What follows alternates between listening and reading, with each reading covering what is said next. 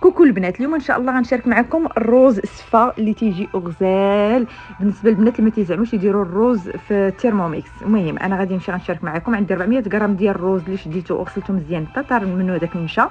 غادي ناخذوا هذا الباسكيت هذا غنديروا فيها الروز، وغادي نزيدوا 1300 غرام ديال الماء. كيبان لكم ان الماء راه قرب الروز صافي. وغادي نزيد عليه واحد المعلقه ديال الزبده، وغادي نسدو عليه. غادي نديروه 30 دقيقه فاروما فيتيس 1، 30 دقيقه فاروما فيتيس 1 صافي. من بعد غادي نخرجوه، غادي ناخذ واحد 2 كيسان ديال الماء اللي طيبناه، غادي نديرو على هذا الروز هذا وغادي نصفيوه. من بعد غنحولوه للفاروما، غادي نزيدو واحد شويه ديال الملحه، غادي نخلطوا هاد الملحه والزبيب. نتوما تيبقى لكم اختياري، بغيتو ديروه ما بغيتوش ديروه يعني تيبقى لكم اختياري.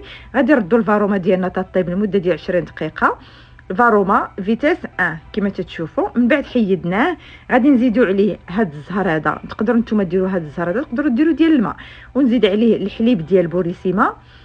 تقريبا درت انا واحد 100 غرام صافي، ومعلقه ديال الزبده. خلطت هادشي كامل رديتو عاوتاني الفاروما لمده ديال 15 دقيقه. انا ما كثرتش ليه. من بعد ملي خرجته درت ليه الزبده ودرت شويه ديال السكر كلاصي وخلطت هادشي كله هو، وها النتيجه تيجي واعر بالنسبه للناس اللي تيتشهاو الصفه ديال الروز. وبالصحه والراحه.